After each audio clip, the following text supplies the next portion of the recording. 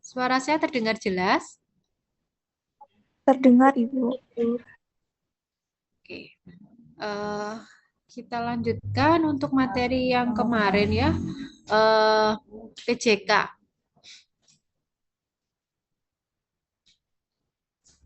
Kemarin sampai mana? Ada yang ingat nggak? Sampai slide apa?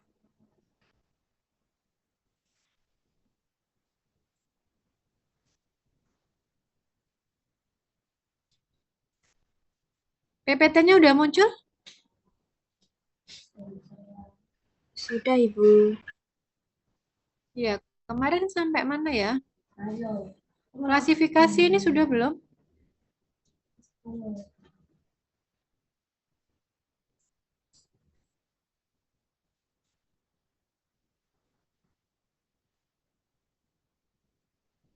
Sampai ini kemarin, Bu. Ini.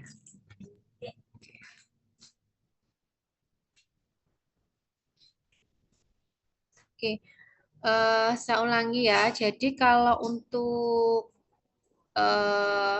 PJK gitu ya. Untuk PJK penyakit jantung koroner atau coronary artery disease itu terbagi menjadi dua, yaitu CCS dan ACS. CCS itu adalah chronic coronary syndrome, sedangkan ACS itu adalah acute coronary syndrome. Di mana di kedua kondisi ini punya perbedaan. Kalau kronis, diingat ya, kronis itu dia stabil. Kalau akut itu terjadinya secara tiba-tiba. Bisa di awal, disangkut pautkan di awal kejadian, atau pasiennya stabil tapi tiba-tiba muncul serangan. Itu nanti jadinya akut on kronik. Gitu. Kemudian kalau di CCS itu kemarin dia nyeri dada pada saat aktivitas dan hilang pada saat istirahat karena kondisinya itu adalah suplai oksigennya berkurang dengan demand. Demand itu apa namanya permintaan. Jadi orang misalnya aktivitas itu kan butuh oksigennya lebih banyak ya, sehingga karena adanya plak aterosklerosis sehingga peredaran darahnya tidak lancar. Kalau peredaran darahnya tidak lancar, oksigen pun yang diedarkan ke seluruh tubuh maupun diolah, ditukar dengan paru-paru itu juga akan menjadi sedikit sehingga kita jantung tidak bisa menyuplai tidak bisa menyuplai sesuai kebutuhan. Gitu. Jadi kalau di CCS itu plaknya belum ruptur, kalau di ACS itu plaknya sudah ruptur, jadi tidak ada pembentukan trombus baru. Kalau yang di ACS itu ada pembentukan trombus. Terus habis itu CCS itu yang termasuk adalah riwayat revaskularisasi. Jadi pasien-pasien yang habis mengalami revaskularisasi, PCA atau CABG, pemasangan stent atau ring, ataupun adanya pembentuk operasi dibuatkannya bypass ya. Jadi dibuatkan aliran baru gitu untuk peredaran darahnya. Kemudian angina mikrovaskuler dan iskemia tanpa obstruksi arteri koroner besar. Nah, sedangkan ACS sendiri, kalau ACS itu dibagi tiga, ada unstable angina, ada STEMI, dan ada NSTEMI. Kalau yang unstable angina, ini dia tidak ada peningkatan biomarker pada jantung.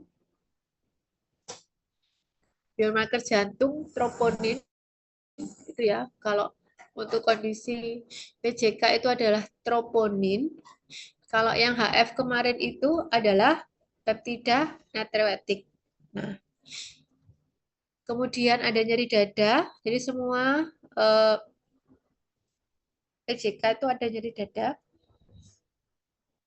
Dan kalau ACS itu dia tetap nyeri meskipun dengan kondisi pasiennya istirahat. Kalau CCS itu kan dia ketika istirahat nyerinya hilang. Nah, kalau ACS dengan istirahat pun masih nyeri gitu. Kemudian yang kedua itu enstemi. Kalau enstemi itu ada peningkatan troponin. Ya, karena ada peningkatan troponin itu menunjukkan bahwa sudah ada nekrosis dari miokard. Sudah ada kerusakan dari miokardnya. Kemudian yang STEMI, uh, NSTEMI dulu itu dia tidak ada elevasi segmen ST. Jadi kalau kalian lihat EKG itu yang gambar rumput itu, nah itu ada gelombang S dan T. Di sana di NSTEMI tidak ada peningkatan.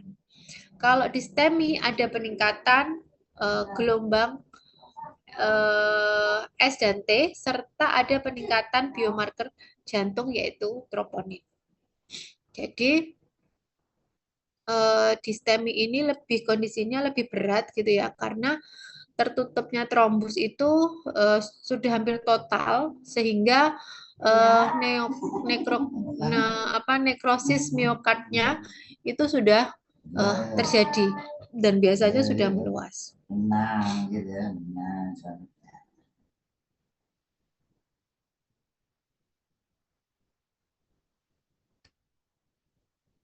Ini ya, onset gejalanya kalau CCS itu stabil, bertahap.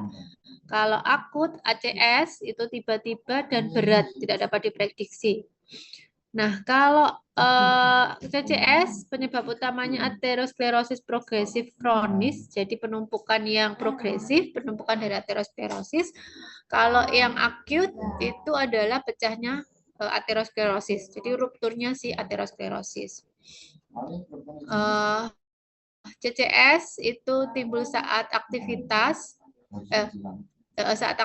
dan hilang dengan istirahat kalau CCS. Kalau ACS itu timbul baik istirahat maupun aktivitas. Kemudian untuk biomarkernya troponin itu normal ya untuk CCS. Kalau ACS meningkat terutama pada NSTEMI dan STEMI. EKG-nya juga tidak ada perubahan. Terus resiko kematian CCS itu lebih rendah karena kondisinya stabil. Nah, kalau ACS itu memang kondisi resiko mortalitasnya cukup tinggi. Kalau CCS terapi itu terapinya adalah mengontrol gejala dan tidak terjadi progresivitas gitu ya, tidak berubah ke ACS. Kalau ACS itu terapinya tujuannya adalah reperfusi dipercepat ya. Jadi harapannya ada aliran darahnya itu bisa mengalir dengan baik ya untuk penyelamatan dari miokardnya biar tidak nekrosis. Nah, ini adalah pengertian dari CCS secara definisi gitu ya, karena akibat ketidakseimbangan antara suplai dan kebutuhan oksigen di miokard. Gejalanya stabil dan bisa berlangsung lama, tapi berpotensi progresif menjadi sindrom ACS. Etiologinya, jadi tadi karena adanya aterosklerosis koroner kronik, jadi penumpukan plak di dinding arteri koroner sehingga menyebabkan penyempitan lumen, akhirnya aliran darahnya berkurang, gitu ya. Kemudian terjadi gangguan mikrosirkulasi, jadi pembuluh kecilnya tidak bisa melebar dengan baik, akhirnya suplai oksigen ke miokardnya juga akan menurun. Terus adanya vasospasme koroner, jadi kontraksi mendadak di arteri yang mengakibatkan iskemia sementara, meskipun di sana belum ada sumbatan, gitu ya. Atau karena faktor resiko hipertensi, dislipid, DM, gitu ya, merokok, obesitas, dan gaya hidup. Nah, ini bayangkan gambar apa namanya? Gambar pipa ini ya. Gambar pipa ini seperti pembuluh darah. di mana karat-karat yang ada di sekitarnya ini adalah plak yang menempel di endotel pembuluh darah. Nah, kalau plak-plak ini karat-karat ini awalnya tipis-tipis terus lama-lama jadi tebal, gitu kan. Nah, nanti kalau pas tekanannya tinggi gitu ya, pas tekanannya tinggi dia bisa mendorong si plak, akhirnya plaknya pecah. Nah, kalau plaknya pecah, akhirnya apa ini? Pecahan-pecahan dari karat ini akan ikut arus aliran air kan. Nah, kalau ikut aliran air dan sampai di posisi apa namanya pembuluh darah kecil gitu ya, itu dia akan menyumbat. Gitu. Nah, itu juga sama yang terjadi pada pembuluh darah. Jadi ada penumpukan plak di pembuluh darah. Kalau dia apa namanya kena tekanan, akhirnya pecah, ruptur. Nah, mediator-mediator dalam tubuh akan teraktivasi. Ada tromboksan, adenosin dan sebagainya yang mengakibatkan akan membentuk suatu apa ya kumpulan-kumpulan gitu kan, biar untuk menutup si luka yang itu, luka yang pecah tadi, ruptur yang pecah tadi. Kayak bayangkan kalau kalian misalnya tangannya tergores atau jatuh gitu ya, itu kan jaringan yang ada di sekitarnya atau tubuh akan merespon dengan menutup si jaringan itu. Ya, jadi darahnya dihentikan, kemudian terbentuk jaringan baru dan sebagainya. Begitupun juga di pembuluh darah. Nanti akhirnya terbentuklah trombus itu. Nah, trombusnya kalau menutupi sebagian nanti jadinya ACS yang STEMI, kalau sudah penuh jadinya ACS yang STEMI. Jadi ya, adanya disfungsi endotel, endotelnya rusak karena hipertensi, rokok, gula gitu ya. Kemudian LDL yang ada di dalam darah masuk ke dinding arteri dan terbentuklah plak tadi. Kemudian plak aterosklerosis yang tumbuh perlahan tadi ya. Jadi dia terjadi penumpukan-penumpukan, menebal, tapi tidak pecah. Ya, masih menumpuk aja di situ. Darah-darahnya masih bisa lewat. Nah, akhirnya terjadi ketidakseimbangan antara suplai dan kebutuhan.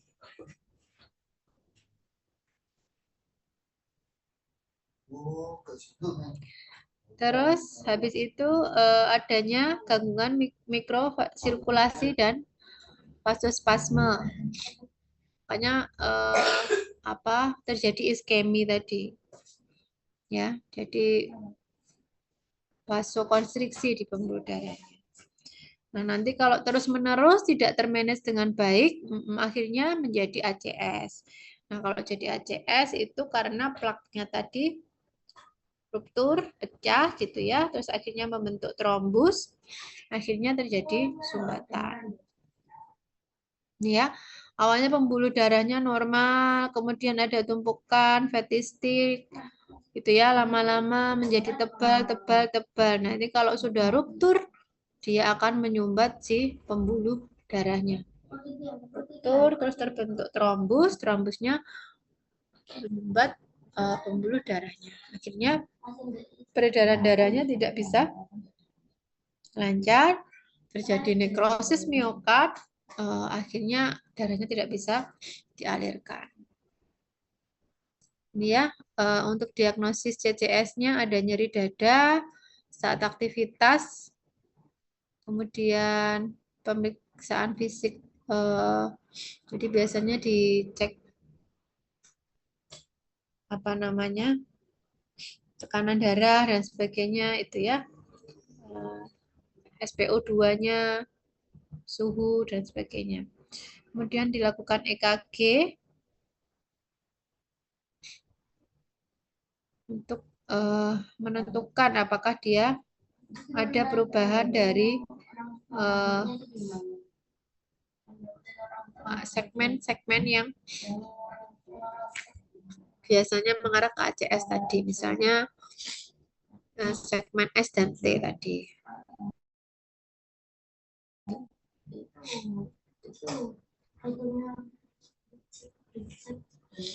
Kemudian manajemen terapi CCS tadi kalau kalian ingat latihan soal tadi ya, contoh soal tadi ini kan pasiennya tadi CCS ya. Faktor resiko dan tanda tanyanya seperti ini tadi apa namanya? Diagnosisnya seperti ini. Terus tujuan utama terapi pada pasien CCS yang jelas adalah mengontrol gejala dan mencegah biar dia tidak menjadi ACS. Ya, mengurangi gejala iskemia, mencegah progresivitas gitu. Terus pendekatannya adalah pencegahan jangka panjang, jadi ada terapi jangka panjang. Kemudian fokus pada kontrol faktor resiko pada terapi iskemik dan terapi antiplatelet. Kemudian yang non farmakologi ya, perubahan gaya hidup yang jelas. Nah, ini adalah main rekomendasi dari terapi CCS, statin dengan high intensity dose gitu. Kemudian antiplatelet, kenapa statin? Ingat ya, karena ini adalah LDL. Jadi awalnya tadi aterosklerosis, lemak yang mengumpul menempel di dinding pembuluh darah, makanya diperlukan statin biar tidak terjadi penumpukan-penumpukan di pembuluh darah yang lain. Kemudian antiplatelet, antitrombotik atau antitrombotik gitu ya. Kemudian terapi untuk kondisi diabetes, kalau dia ada diabetes, gagal ginjal maupun yang gagal jantung. Terus ada terapi SRAA dan kontrol tekanan darah. Tadi ya kalau tekanannya besar, plak yang tadinya stabil bisa ruptur. Nah, ini adalah statin. Tadi kalau kalian ingat soal contoh soalnya kan ada atorvastatin gitu ya. Nah, itu atorvastatinnya kalian lihat apakah sudah sesuai dengan guideline terapinya, manajemen terapi. Oh, ternyata sesuai bahwa statin itu dibutuhkan untuk apa namanya? Untuk pasien CCS gitu. Ya, dia akan menurunkan kadar LDL dengan cara menghambat enzim HMG CoA reduktase. Oke, kemudian contohnya torvastatin, rosuvastatin gitu ya, bisa ditambahkan ezetimibe kalau misalnya targetnya belum tercapai, gitu ya. Jadi ESC maupun AH itu merekomendasikan high intensity statin untuk semua pasien CCS kecuali dia kontraindikasi. Kemudian ada terapi antiplatelet atau antitrombotik, di mana ini mencegah trombosis arteri koroner akibat ruptur plak. Jadi tadi biar dia tidak menggumpal gitu ya, tidak terjadi trombus kalau dia pecah. Rekomendasinya adalah aspirin atau juga bisa digunakan kombinasi dari aspirin dan golongan P2Y12 inhibitor. Jadi biasanya APT, dual antiplatelet gitu ya.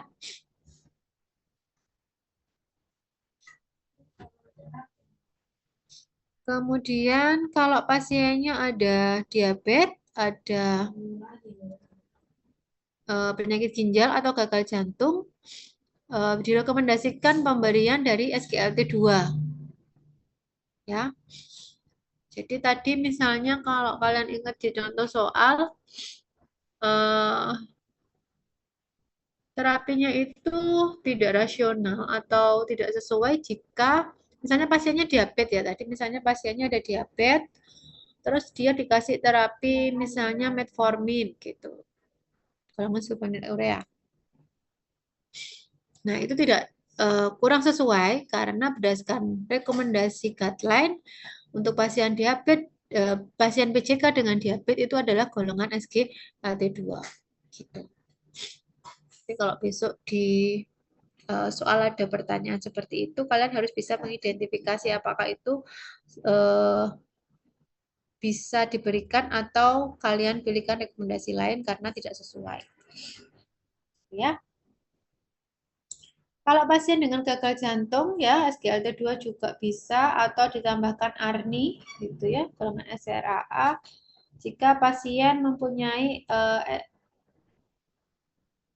ejeksi fraksinya rendah. SGLT2 juga untuk pasien CKD karena bisa menurunkan progresivitas dari kerusakan ginjal.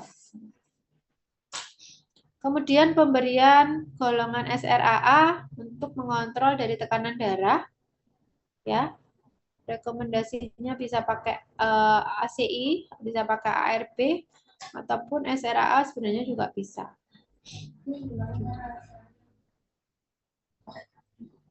Terus untuk kondisi anti-anginanya, ya untuk mengontrol simptomnya, gejalanya ya, nyerinya itu tadi, saya menggunakan golongan beta blocker maupun golongan CCB. Ada yang dihidropiridin maupun yang non dihidropiridin. Gitu. Kemudian diberikan terapi nitrat ya. Jadi nitrat itu sangat penting untuk menjaga kondisi pasien untuk vasodilatasi dia ya.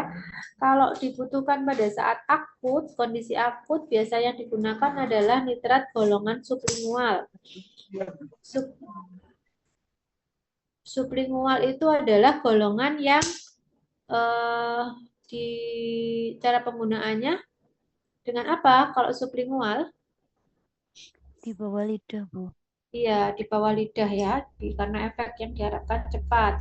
Kalau yang konvensional biasanya untuk hanya menjaga biar terjadi vasodilatasi gitu. Jadi pasiennya pada saat stabil aja. Kemudian ya, kalau golongan beta blocker bisa pakai bisoprolol, atenolol, atau apapun yang golongan beta blocker. Ini dia membantu menurunkan frekuensi jantung dan kontraktilitas pada miokard sehingga kebutuhan oksigen jantungnya bisa terpenuhi gitu ya. Terus kemudian ada golongan CCB di mana di CCB ini ada golongan non dihidropiridin, verapamil, diltiazem gitu kan.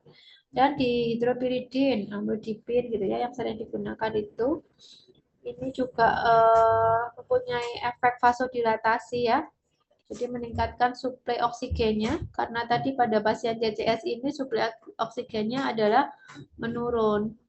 Jadi diperlukan vasodilatasi. Itu ya, terapi vasodilatasi. Bisa dikombinasikan dengan beta blocker tadi kalau memang gejalanya itu tidak teratasi. Kemudian golongan nitrat tadi yang saya sampaikan ya, bisa pakai yang sublingual atau yang tablet biasa konvensional itu. Ya, dia vasodilatasi vena dominan, jadi menurunkan preloadnya. Jadi suplai oksigennya ke miokard itu besar suplainya. Atau ranulasin ini second line bisa ditambahkan jika memang pada pasien yang heart rate-nya tidak cocok menggunakan beta blocker maupun CCB. Jadi beta blocker dan CCB ini kan efek sampingnya meningkatkan heart rate ya. Kalau pasien sudah dengan gangguan heart rate, sudah heart rate-nya memang ada apa namanya dia aritmia gitu ya, heart rate-nya meningkat, tidak stabil. Sehingga bisa digunakan golongan ranulasin ini. Karena tidak bisa pakai yang beta blocker maupun DCB. Karena efek sampingnya tadi. Atau pakai ivabridin. Ya ini second line aja. Nicorandil gitu ya. Terapi utamanya yang jelas tadi ada statin, terus kemudian antiplatelet, antitrombotik, terus kalau ada penyakit penyerta ya, kalau ada DM tadi SGLT2, DM, hipertensi, gagal ginjal gitu ya. Kemudian untuk mengontrol anginanya bisa pakai yang CCP atau beta blocker. Gitu. Ya, bisa pakai obat ini pertama beta blocker ataupun CCP pada pasien CCS. Kemudian bisa ditambahkan kalau misalnya belum terkontrol tadi yang lini kedua tadi ya, bisa pakai long acting nitrat ataupun pakai ivabridin terus atau ranulasin tadi. Jadi bisa dikombinasi dengan itu. Sampai sini ada pertanyaan dulu?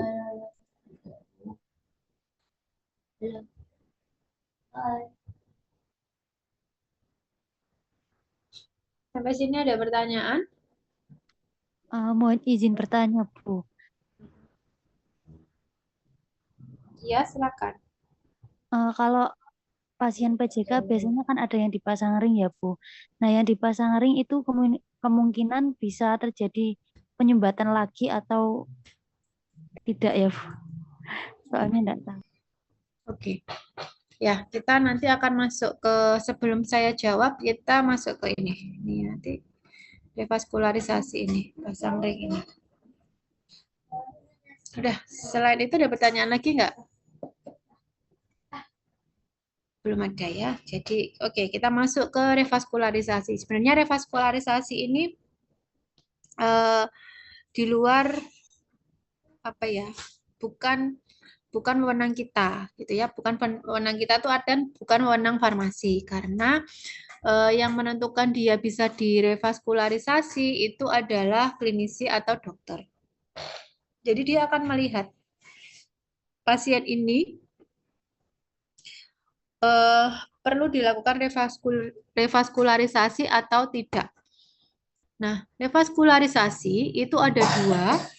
Yang pertama itu adalah pemasangan stent atau ring.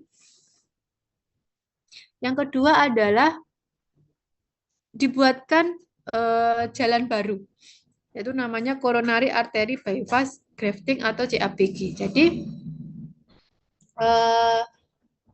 dibuatkan aliran atau jalan baru untuk darahnya gitu ya. Nanti di belakang ada ini penjelasannya gitu ya. Bagaimana dia membuat si pembuluh darah baru. Nah, biasanya kondisi ini dilakukan bila memang terapi medisnya sudah tidak bisa maksimal. Pemberian obat-obat sudah diberikan, tapi ternyata gejala dan keluhannya tidak teratasi, gitu ya, sudah optimal obatnya, dosis dan sebagainya sudah optimal, tapi tidak teratasi, maka dilakukanlah revaskularisasi. Biasanya kondisi ini terjadi pada pasien ACS, acute coronary syndrome. Kenapa? Karena pada pasien ACS itu ada sumbatan tadi, ya, pecahnya plak yang aterosklerosis sehingga ada sumbatan. Biasanya ACS yang STEMI karena sumbatannya adalah sumbatan yang hampir total. Kalau NSTEMI itu masih ada pertimbangan selama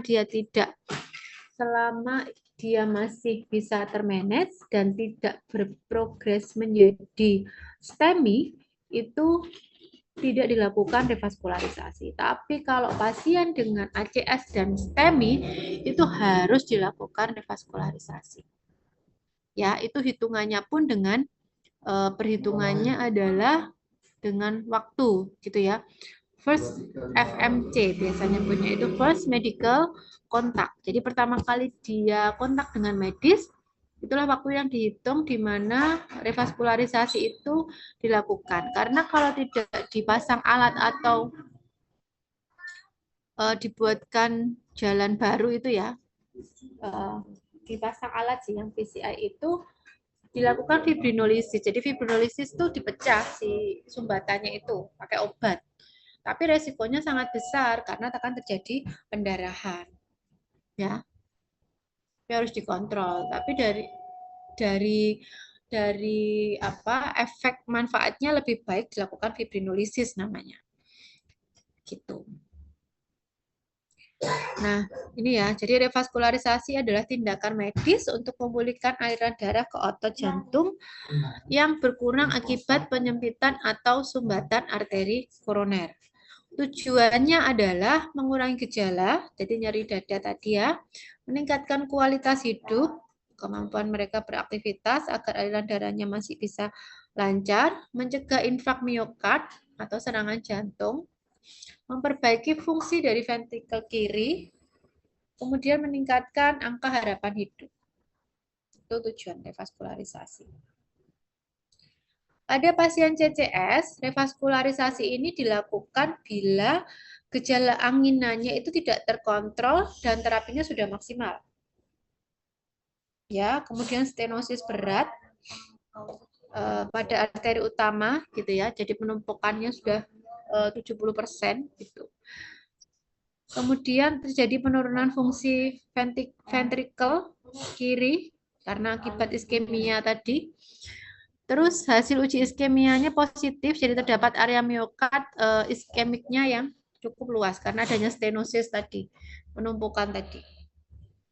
Ya, tapi jarang sekali pada pasien CCS. Kalau yang sering dilakukan adalah pada pasien ACS. Pada pasien ACS, itu yang jelas adalah pada pasien STEMI. Jadi revaskularisasi darurat. Harus direperfusi segera dengan PCI atau trombolitik. Jadi di PCI atau di fibrinolisis. Kemudian, kalau pada pasien NSTEMI atau unstable angina, itu dilakukan bila resiko tinggi, misalnya troponinnya tadi biomarkernya itu terus meningkat. Jadi di terapi tidak ada perbaikan, akhirnya troponinnya kan terus meningkat. Ataupun EKG-nya menjadi abnormal. Hemodinamiknya juga tidak stabil. Jadi tekanannya naik turun. Itu harus dilakukan revaskularisasi. Revaskularisasi tadi saya sampaikan ada dua.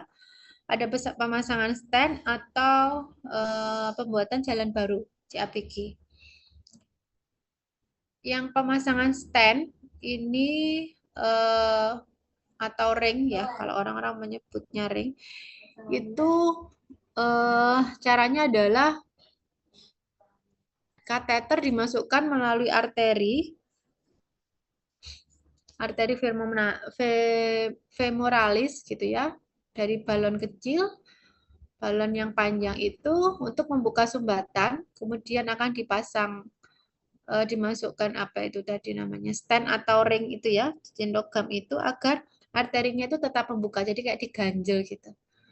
Jadi tidak menyempit, tertutup gitu. Jenis stentnya macam-macam.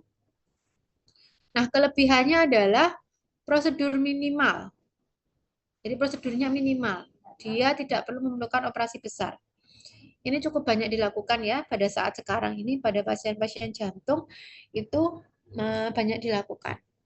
Kemudian pemulihannya cepat karena bukan operasi besar dan cocok untuk pasien dengan 1 sampai pembuluh darah yang tersumbat. Jadi kalau sudah lebih dari 2 pembuluh darah yang tersumbat tidak bisa pakai PCI, harus dibuatkan jalan baru. Kekurangannya terjadi resiko restenosis, jadi penyempitan ulang. Tadi kalau ada yang tanya kalau misalnya kalau dipasang stent apakah tidak terjadi penyempitan, bisa karena apa itu namanya jalur jalan pembuluh darah itu kan nggak cuma satu ya, jalur pembuluh darah itu kan banyak di jantung atau apalagi, nah dia bisa ke pembuluh yang lainnya. Makanya terapinya itu tidak bisa berhenti. Statin ya, antidislipidemia itu agar tidak terjadi penumpukan plak di tempat lain. Antiplatelet ya, tidak agar tidak menggumpal darahnya tadi sehingga menutup si peredaran darah, terjadi penutupan trombus itu. Itu juga harus diminum secara terus-menerus. Gitu. Kemudian kekurangannya lagi tidak ideal untuk lesi kompleks atau multi vessel disease tadi ya. Kalau dia banyak di penyumbatannya lebih dari 2.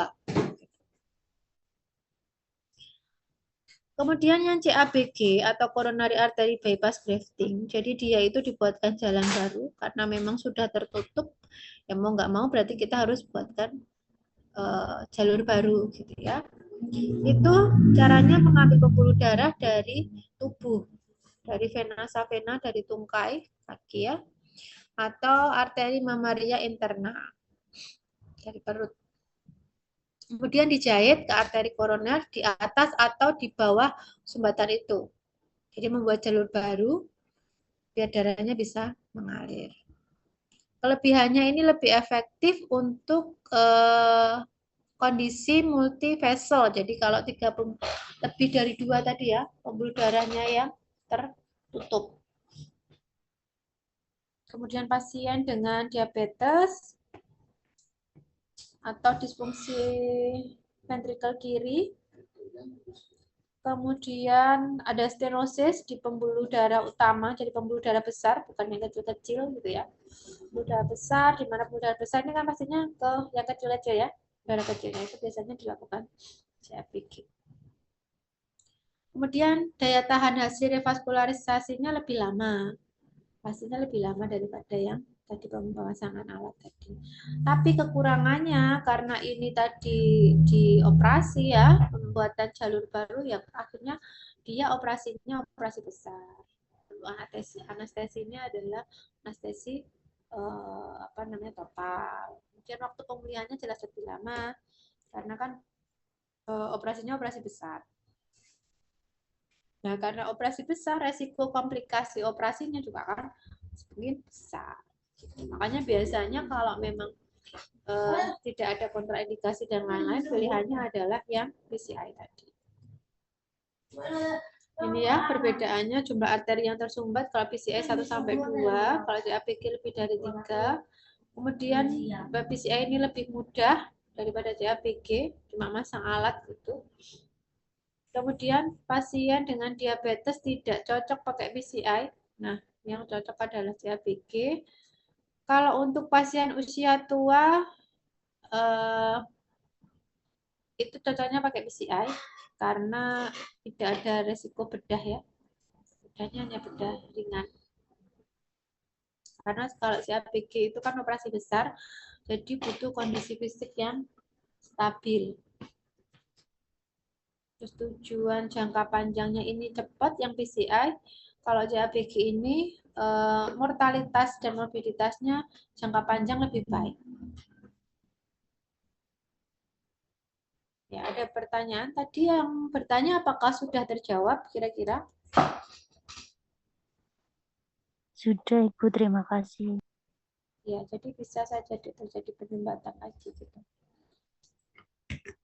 Yang lain ada pertanyaan?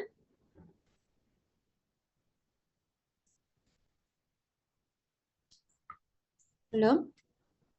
Kita lanjut dulu ke ACS ya. Tadi sudah CCS, sekarang kita lanjut ke ACS.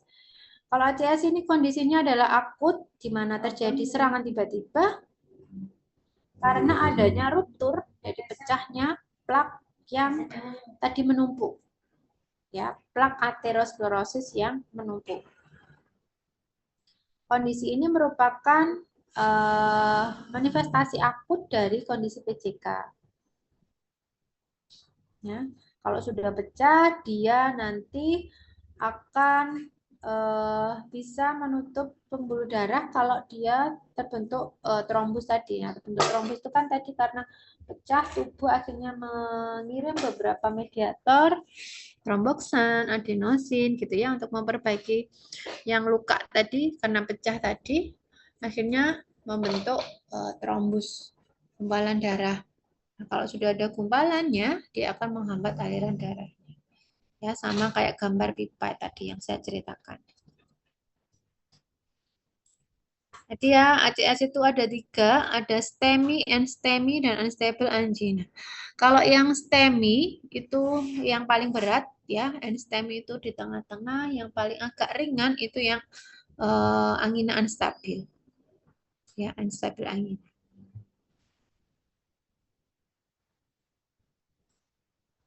Kalau STEMI jelas ya, dia ada perubahan elevasi segmen ST pada EKG-nya.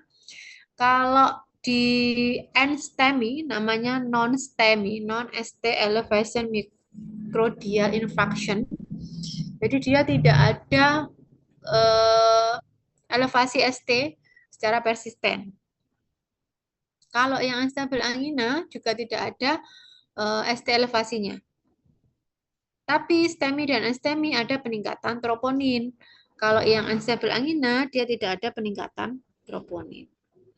Kemudian secara patofisiologi utamanya, kalau yang STEMI ini terjadi oklusi koroner hampir total gitu ya, sehingga dia akan menyebabkan nekrosis transmural. Jadi seluruh ketebalan dinding miokardnya itu tertutup. Kalau yang NSTEMI, oklusinya adalah parsial, sebagian. Kalau iskemi, itu biasanya tanpa nekrosis. Terjadi karena sumbatan tidak total atau sementara, reversible. Terus biomarkernya, troponinnya yang STEMI meningkat signifikan. Kalau STEMI hanya meningkat tapi tidak signifikan, terjadi peningkatan tapi tidak signifikan. Kalau yang unstable angina tidak ada peningkatan. EKG-nya STEMI ada elevasi di X-men ST. Kalau yang NSTEMI itu depresi di segmen atau di gelombang ST gitu ya. Kalau unstable angina tidak ada, dia masih normal. Strategi penanganannya yang STEMI tadi karena ada oklusi yang total sehingga harus dilakukan reperfusi pakai PCI dengan hitungan waktu tadi ya tidak boleh kurang dari 90 menit atau pakai fibrinolisis tadi yang saya sampaikan. Berikan golongan fibrinolisis trombotik itu. Kemudian kalau NSTEMI dikasihnya antiplatelet antikoagulan. Terus sama ya kalau anti angina, antiplatelet dan anti iskemik. Itu derajat kerusakannya kalau STEMI menyeluruh, NSTEMI parsial, unstable angina belum ada nekrosis. Nah, jadi yang paling berat adalah kondisinya ketika STEMI. Ini unstable angina. Jadi yang kondisi yang paling ringan dari ACS, di mana belum terjadi nekrosis di miokard. Kriteria khasnya pada kondisi unstable angina itu yaitu tadi nyeri pada saat istirahat dan aktivitas. Kemudian durasinya sekitar 20 menit gitu ya. EKG-nya menunjukkan depresi ST atau inversi gelombang T tanpa elevasi di gelombang S dan T. Jadi tidak ada elevasi. Diagnosanya tadi berarti ada nyeri dada, kemudian tidak membaik ya pada saat istirahat. Kemudian itu ada pemeriksaan secara fisik. Terus pasti dicek EKG-nya ya. Kemudian dicek troponin biomarkernya dari kondisi PJK. Kalau membutuhkan terapi lanjutan bisa di ekokardiografi maupun koronari angiografi gitu. Ini adalah patofisiologinya untuk unstable angina. Jadi tadi ada ruptur, aterosklerosis gitu ya, terjadi penumpukan plak tadi kan akhirnya ruptur atau tererosi sehingga dia mengekspos inti lipid ke dalam aliran darah. Di lipidnya tadi terpapar. Diikuti dengan adanya mediator-mediator, ada pembukaan darah di sana ya, ada tromboksan, kemudian adenosin itu. sehingga nanti dia akan membentuk trombus gitu. Sehingga terjadi vasokonstriksi koroner di mana mediator seperti tromboksan dan endotelin ini akan memperparah atau menyempitkan pembuluh darah. Akhirnya terjadi penurunan perfusi miokard atau reversible gitu ya. Iskemianya hanya reversible karena adanya sumbatan parsial. Tapi kalau lama-kelamaan tidak segera di-manage juga bisa mengarah ke enstemi maupun STEMI. Manajemen terapinya gitu ya. Itu jelas mengurangi gejala iskemia, mencegah progresi menjadi infark miokard dan mengurangi resiko kematian. Terapi awal di emergensi itu penggunaan morfin untuk mengatasi nyeri. Kalau dia diberikan nitrat tidak memberikan perbaikan. Jadi awalnya dikasih nitrat, kalau tidak ada pasiennya masih nyeri bisa dikasih morfin. Kemudian oksigen kalau SpO2-nya kurang dari 90. Terus nitrat tadi ya, nitrat sublingual ataupun intravena dan diberikan loading dose aspirin. Jadi biar tidak terbentuk trombus, biar tidak menggumpal.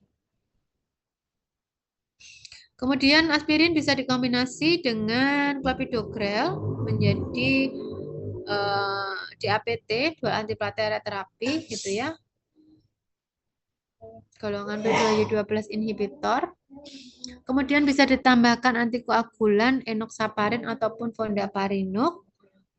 Terus bisa ditambahkan juga beta blocker untuk mengurangi kebutuhan oksigen. Jadi karena ada otomatis kalau tersumbat aliran darah tidak lancar, kebutuhan oksigennya tidak bisa terpenuhi. Kan? Terus kemudian ada statin secara intensif ya, statin high intensity. Kemudian untuk terapi jangka panjang atau menengah ya, itu kalau pasiennya ini sudah bukan di emergensi, sudah tidak di emergensi gitu ya, sudah jadi gawat darurat, akan dilihat dulu, di scoring dulu pakai GRACE atau TIMI, jadi dia masuk resiko tinggi atau rendah.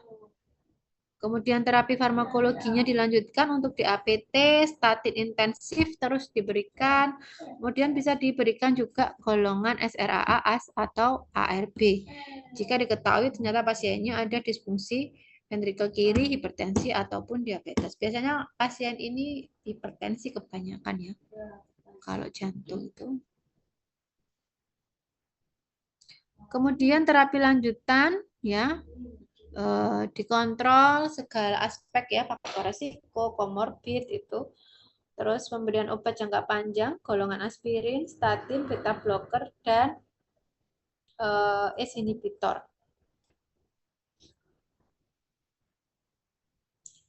Kemudian ini yang NSTEMI, gitu ya. Tadi adalah unstable angina, ini adalah STEMI. Ya, kalau lihat gambar itu, yang gambar EKG.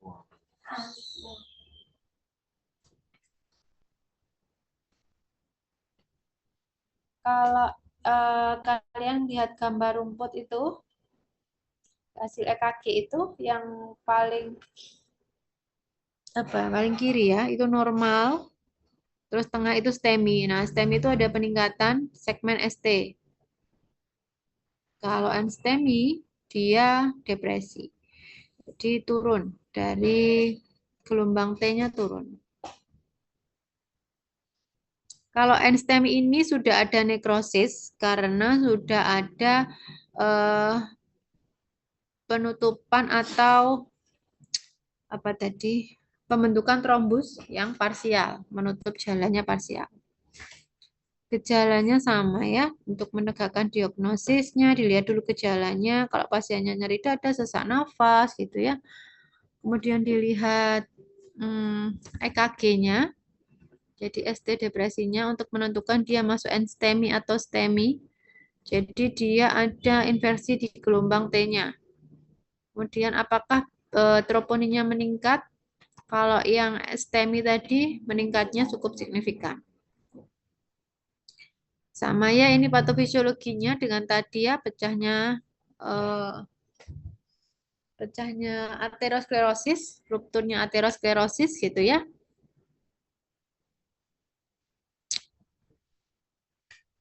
Sehingga menyebabkan tubuh akan memanggil mediator-mediator untuk membentuk trombus tadi, menutup luka karena pecah atau rupturnya dari si plak tadi.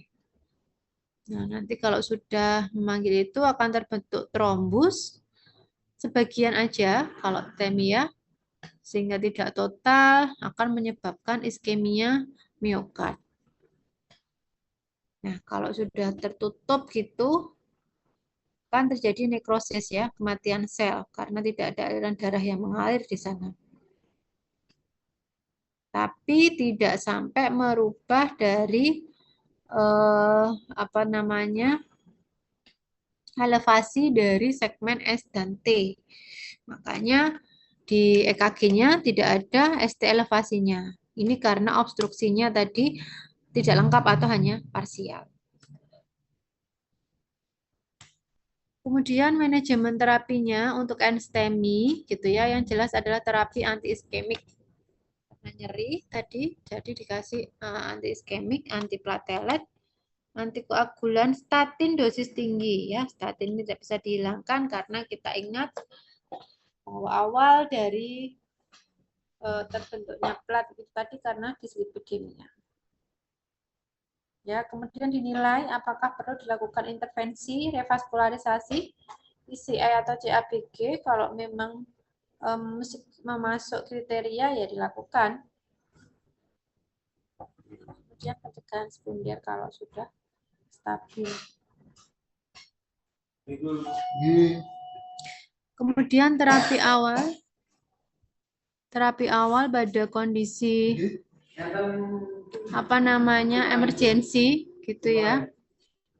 Kalau emergensi yang pertama itu adalah aspirin di loading, kemudian dikombinasi dengan golongan inhibitor P2Y12, jadi di APT tadi ya, sama dengan UA sebenarnya. Kemudian antikoagulan, enoxaparin atau fondaparinux gitu ya.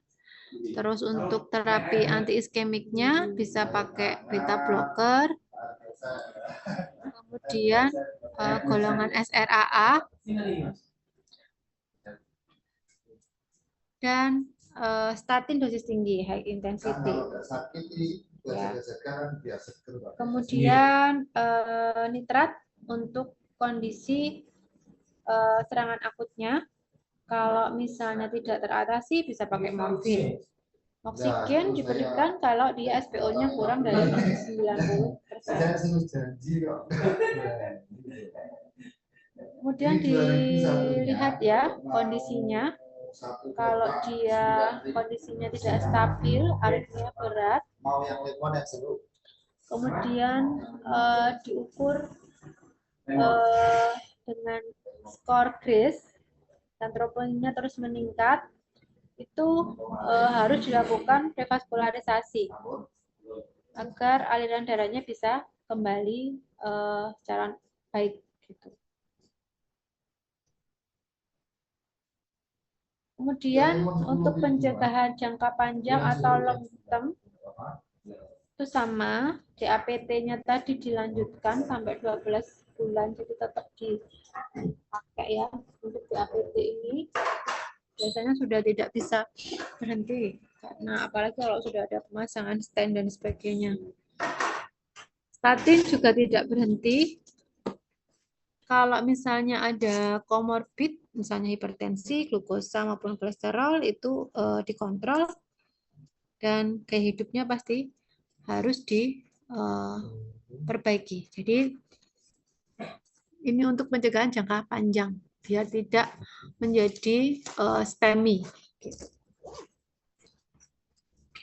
Kemudian yang terakhir itu adalah STEMI, di mana kalau STEMI ini adalah kondisi adanya oklusi yang total dan persisten pada pembuluh darah sehingga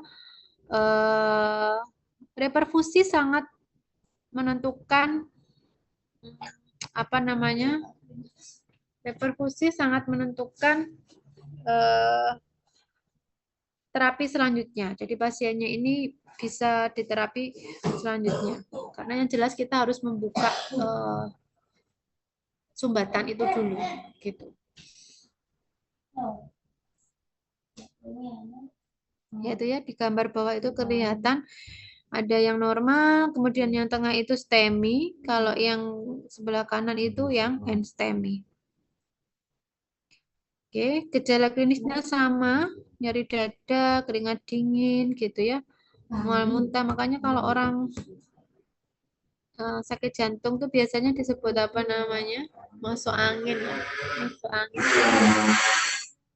Angin duduk itu kalau orang-orang biasanya punya. Padahal bisa jadi karena serangan jantung.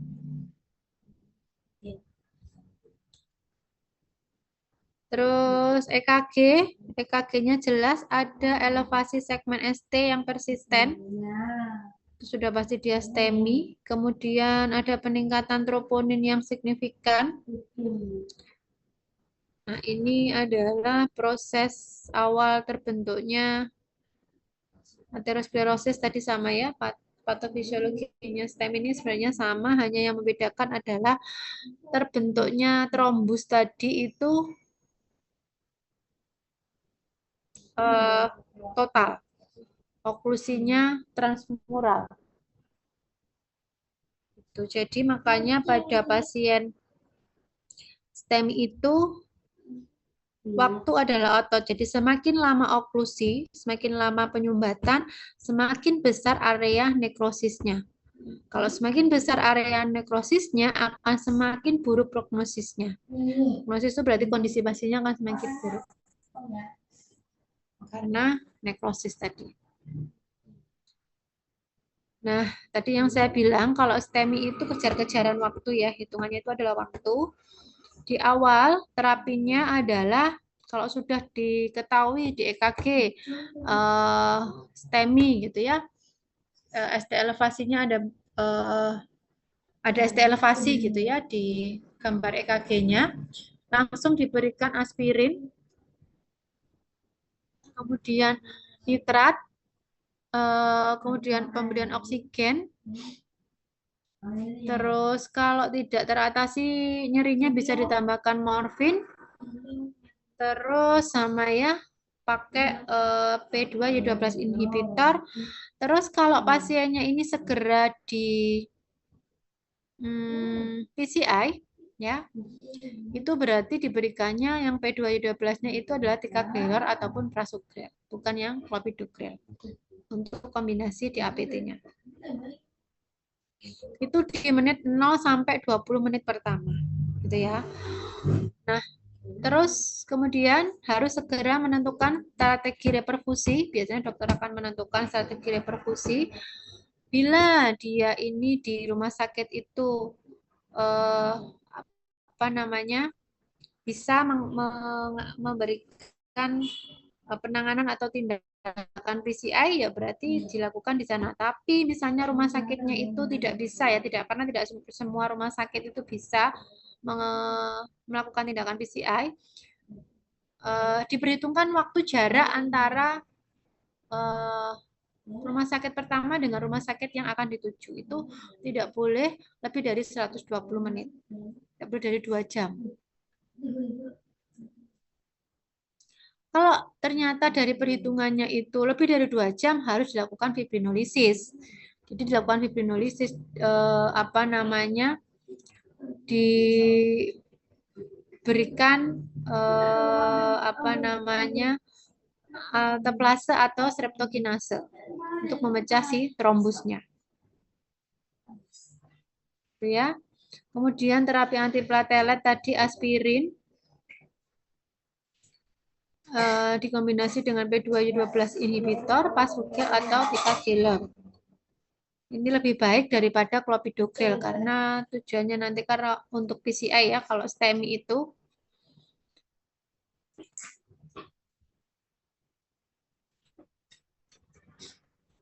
Tadi ya, karena ada pembentukan trombus, makanya diberikan aspirin untuk menghambat dari enzim sikloksigenasenya. Cok 1 yang secara irreversible di platelet. Nanti kalau dihambat, efeknya adalah penurunan dari konversi asam arakidonat dan akhirnya prostaglandin nanti tidak terbentuk si tromboksan. Nah, nanti kalau tromboksannya menurun, tidak terbentuk, vasokonstriksinya juga akan menurun. Kita jadi vasodilatasi gitu ya, agregasi plateletnya juga tidak terbentuk. Tidak terbentuk si trombus tadi.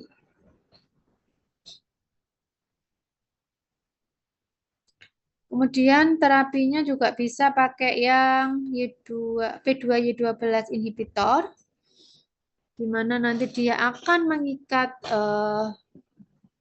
ADP ya di sana. Kalau dihambat pakai ini, sehingga aktivasi dari jalur GP2B atau 3A, agregasi plateletnya juga tidak akan terbentuk. Artinya untuk anti platelet itu seperti itu. Ya, tidak terbentuk itu. Nah, ini untuk perbandingan dari golongan P2Y12. Kalau untuk yang STEMI, yang paling efektif itu prasugrel ataupun ticagrelor. Kalau dia nggak ada indikasi. Kemudian ditambahkan antikoagulan, ya tadi sama ya, enoxaparin ataupun bifalirudin.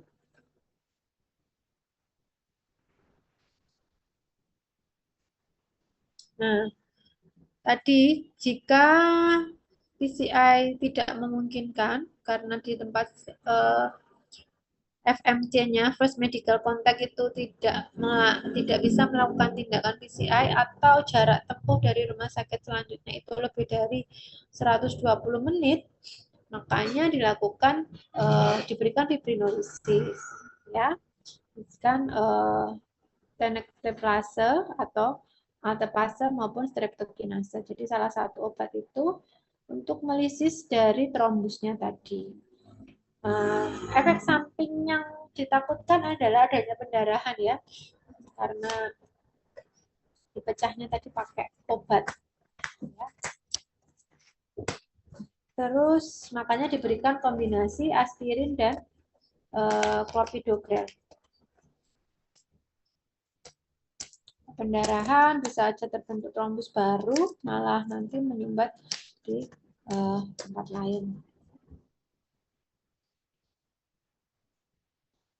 Kemudian untuk mendukung stabilitas hemodinamik ya, bisa ditambahkan golongan inotropik vasopresor ataupun beta blocker, ACE ataupun ARB, dan statin high intensity.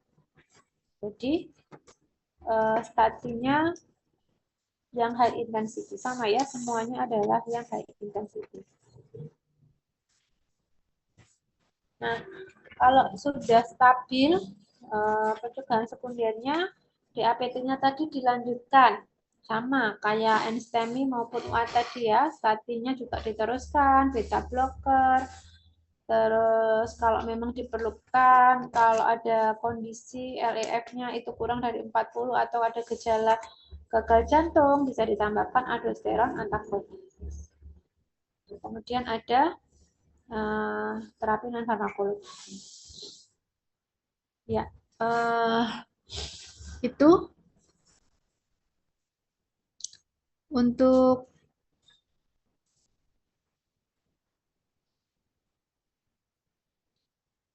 materi PJK.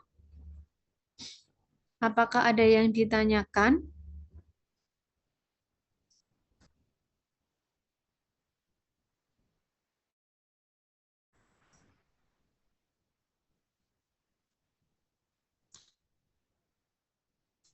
Apakah ada yang ditanyakan?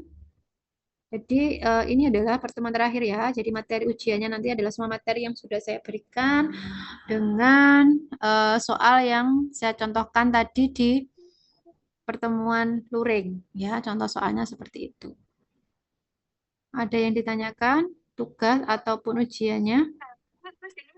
Ibu izin bertanya untuk metode ujiannya bagaimana Ibu? Maksudnya metodenya? Apakah daring atau menggunakan paper? Luring. Paper. Pakai paper, kemudian ya seperti yang saya sampaikan pakai paper, ditulis di lembar yang dibagikan nanti soal dan jawaban jadi satu. Kemudian yang boleh dibawa adalah guideline ya, saya ingatkan yang boleh dibawa hanya guideline berupa guideline cetak ataupun guideline soft file. Kalau nggak mau cetak nggak apa-apa, soft file asalkan yang dibawa adalah boleh dibukanya hanya di laptop ataupun tab dan tidak terkoneksi dengan internet. Itu. Jadi nanti kalau misalnya ada laporan dari pengawas bahwa ada kecurangan dalam bentuk apapun, itu akan mempermudah saya untuk menilai. Ya, malah memudahkan saya. Kalau misalnya sampai ada yang ketahuan, buka catatan atau buka internet gitu ya. Gitu. Jadi yang boleh dibuka hanya guideline.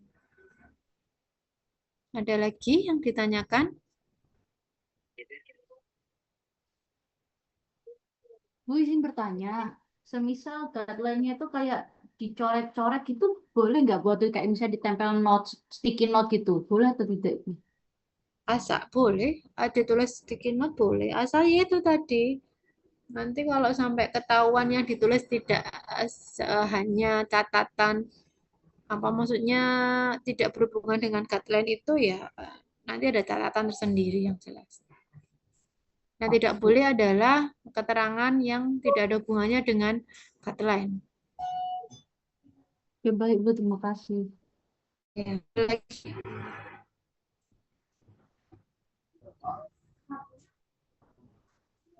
Jangan lupa nanti di jawabannya kalau misalnya kalian mengambil dari guideline ditulis ya guideline-nya apa, tahun berapa. Guideline-nya apa harus sama yang seperti saya pakai? Enggak. Kalau ada guideline lain mungkin kalian ada boleh. Tapi yang sering saya pakai memang yang saya share itu. Ada lagi?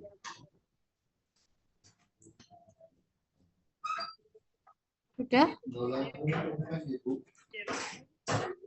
Untuk tugasnya tidak ada pertanyaan ya. Jadi tugasnya nanti silakan dikumpulkan di PJMK. PJMK mengkolek nanti ya, dikirimkan, dijadikan satu file di RAR atau di Google Drive, dikirimkan ke email saya. Gitu ya. Sudah cukup? Belum ada pertanyaan?